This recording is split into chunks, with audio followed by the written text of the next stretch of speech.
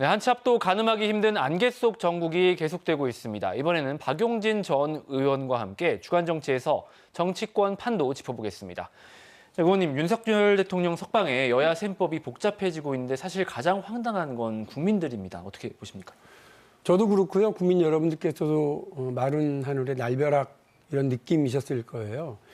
대한민국 법치주의 국가다고 얘기를 하는데 시민에게 적용되어야 그 법치주의가 사법정의라고 불리는 거지요. 대한민국에서 제일 힘센 사람 그리고 제일 처음 그런 일을 적용을 하면 그거는 사법정의가 아니라 사법특혜에 불과한 일이라고 저는 생각을 합니다.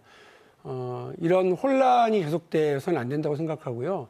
내란 수계가 무슨 올림픽에서 금메달 딴 사람처럼 그 기세등등하게 퍼레이드를 벌이고 손을 흔들고 하는 모습을 보면서 정말 어이가 없는 상황이거든요. 헌법재판소의 재판관들이 손톱만큼의 애국심이라도 있다면 하루라도 빨리 이런 상황을 종결하기 위해서 빠른 결론을 좀 내려줄 것을 부탁드리겠습니다. 그러지 않아도 극단으로 나누었던 여론이 더 격렬하게 갈라지는 것 아닌가 이런 우려도 듭니다. 어떻게 전망하십니까?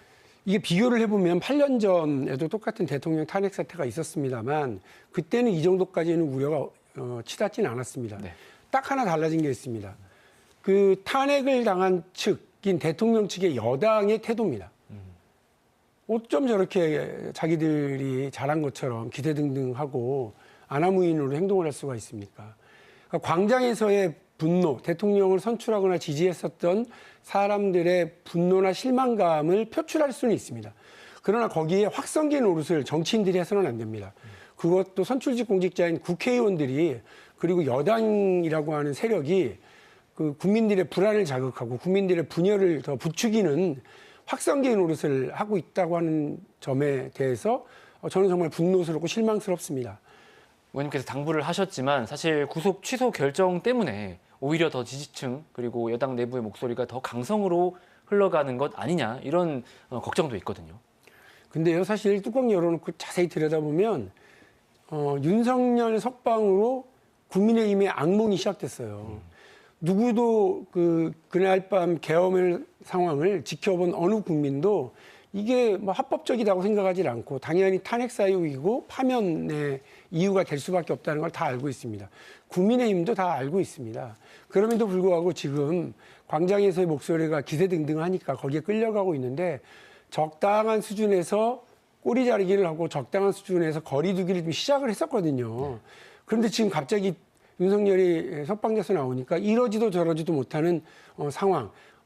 지금 당장 뭐 반응을 보면 윤석열 대통령을 두둔하는 쪽으로 반응들이 나오잖아요. 모든 잠정적인 그 대선 후보들이. 글쎄요. 이렇게 가가지고 과연 자기들이 이길 수 있다고 생각할까요? 저는 윤석열의 석방이 국민의힘의 악몽의 시작이다. 저 그렇게 생각합니다. 알겠습니다. 이번에는 민주당 상황을 좀 얘기해 보겠습니다. 지난주 이재명 대표의 발언이 파장을 불러일으키고 있는데 2023년 체포동의안 표결 당시 당내 일부가 검찰과 짰다 이런 얘기를 해서 논란이 컸는데 의원님께서 즉각 반발 메시지를 내셨습니다. 뭐 저로서는 좀 안타깝기도 하고 유감스러운 발언입니다. 저를 포함해서 5명의 이른바 비주류 이견그룹의 대표적인 정치인들을 이재명 대표가 다 만난 거 아닙니까? 네. 그러면서 당의 화합 그리고 국민 통합 이런 걸 이야기를 하고 다양한 목소리를 듣겠다고 얘기를 한 뒤에 게다가 제가 사진 찍기 행사로 끝나서는 안 되니까 후속 조치를 하셔야 된다라고 이야기한 시점에 오히려 당내 통합을 해치는 그런 발언을 한 것은 좀 납득되지가 않습니다. 그래서 저는 이 부분과 관련해서 해명을 촉구를 하고 있고요.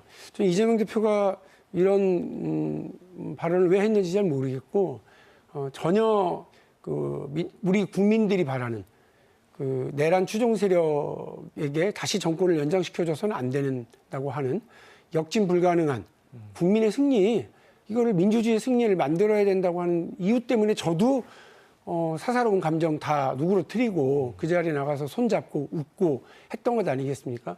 그래서 저만 바보 된 것 같은 느낌이 들었어요. 솔직히 말씀드리면. 저 3번 바보 되고 싶지 않습니다. 그러니까 이런 문제에 대해서 이재명 대표가 국민들에게 약속했던 점 분명하게 해주시면 좋겠습니다. 알겠습니다. 여러 이슈가 동시다발적으로 나오면서 좀 이친감이 있는데 이재명 대표가 제안한 K-엔비디아 그리고 국부펀드 조성 이게 또 뜨거운 감자였습니다. 그런데 이 국부펀드가 이제 의원님께서 지난 대선 경선 때 제시했던 공약이셨다고요? 제 공약이었고요. 그때도 여러 관심들을 많이 받았는데 제가 지적드리고 싶은 얘기는 뭐냐면 K-엔비디아 이야기를 하시고 나서 국민의힘이 저 사회주의 경제하자는 거 아니냐. 기업을 날로 먹으려고 한다 이런 이야기를 하셨는데 공영방송에서 말씀드리기 죄송합니다만 정말 무식한 발언들이에요.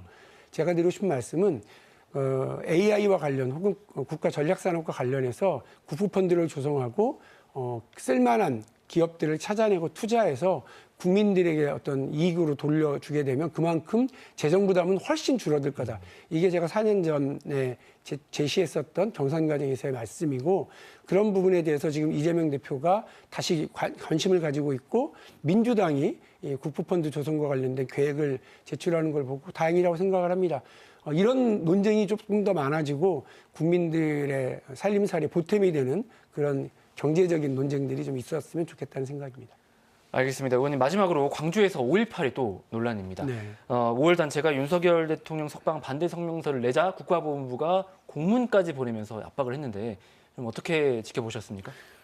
그러면 보수적인 보훈단체들이 이런 광장에 나가거나 그동안 여러 그 정치적인 목소리를 내거나 했었을 때 공문 보내고 만류한 적 있습니까?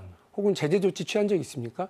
그런 건 없으면서 당연히 국가 위기 상황, 사회적 어려움, 특히나 내란과 관련된 사항이라고 그러면 광주와 관련된 보훈단체들, 민주화 단체들 같은 경우는 당연히 자기 목소리를 내는 게 그 단체의 존재 이유 중에 하나거든요. 네. 그런 것을 가로막는다고 하는 건 압박행위밖에 되지 않는 거고 균형에도 맞지 않는다라고 생각을 하기 때문에 보훈처의 그런 처사에 대해서 사과를 요청합니다. 알겠습니다. 의원님 오늘 말씀은 여기까지 듣고 앞으로도 지금 전국이 사실 예상하기 어려운 상황인데 앞으로도 좋은 시각 좀 들려주시길 바라겠습니다. 고맙습니다. 지금까지 박용진 전 의원과 함께 주간정치 했습니다. 자, 의원님 감사합니다. 네, 고맙습니다.